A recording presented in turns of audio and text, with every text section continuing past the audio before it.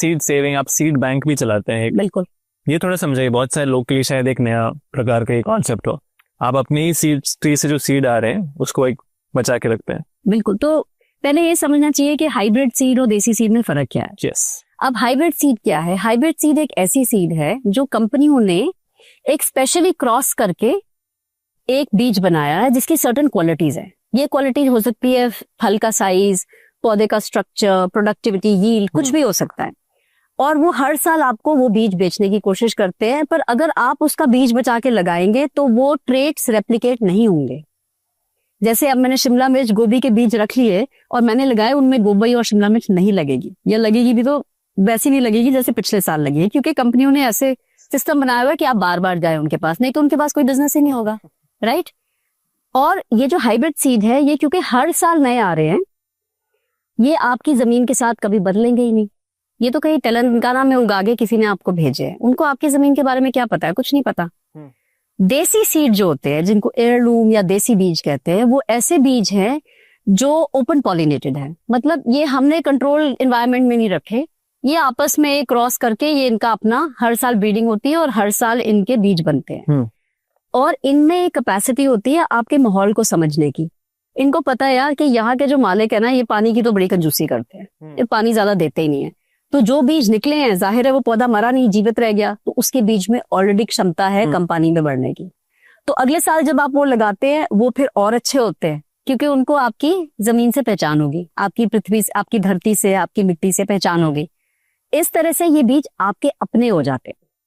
मैं ऐसे एग्जाम्पल देने की कोशिश करती हूँ। सपोज करिए कि आपके यहाँ मेरे फार्म में ले लीजिए, एक कोई विलायत से, एक लेट से अंग्रेज आया, ठीक है। पहले साल उसको गर्मी लगेगी, दूसरे बोल नहीं पाएगा, उसको हर जगह हमें ले जाना पड़ेगा, है ना। गांव वालों से उसकी कोई वो नहीं होएगी, उसके लिए एसी लगाना पड़ेगा, उसके लिए खाना स्पेशल बनाना पड़ेगा।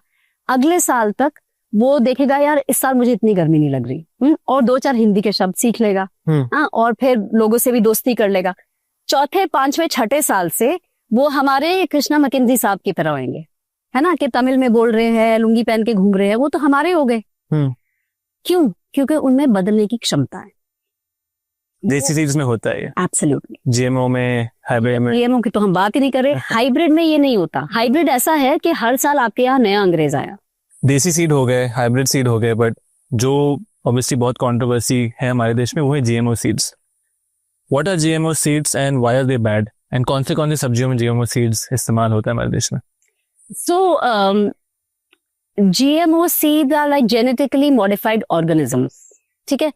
अब ये मैं आपसे एक सवाल पूछती हूँ अभिनव, अगर आपको एक दिन ऐसा दिखा कि भी ये सुअर और घोड़े का मिक्सचर है, आप थोड़ा घबरा नहीं जाएंगे कि यार ये क्या हो गया हमारी दुनिया को, ये कैसा जानवर बना दिया इंसानों ने, 2 लोगों को मिक्स करके, है ना। हम थोड़ा सा घबराएंगे ना कि ये this is not right, this seems wrong. This is what genetic modification है। बट सीड्स के लिए भी इतना बुरा होता है? हाँ, एब्सोल्युटली, क्योंकि आपने किसी का एक जेनेटिक कोड लिया है और आपने किसी और में डाल दिया, ठीक है।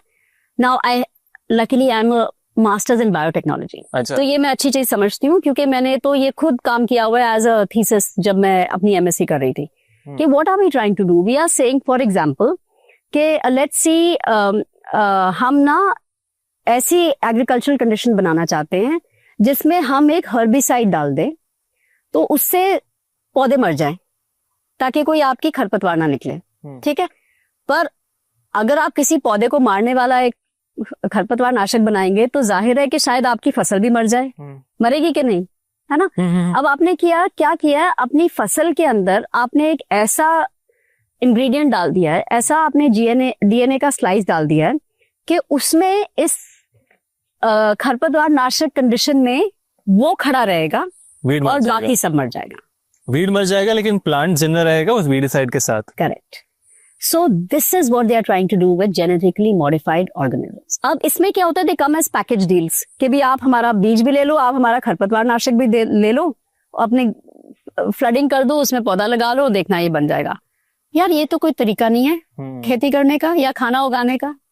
सो अच्छा, what the other issue with GMO is कि हमने अभी तक इसकी इतनी स्टडी ही नहीं की कि जब आप इसको खाएंगे, जब ये प्रोडक्ट आप खाओगे तो जो मैंने इसमें नई ये जीन डाली है ये आपके शरीर के साथ इंटरेक्ट कैसे करेगी ये तो हमें पता ही नहीं है.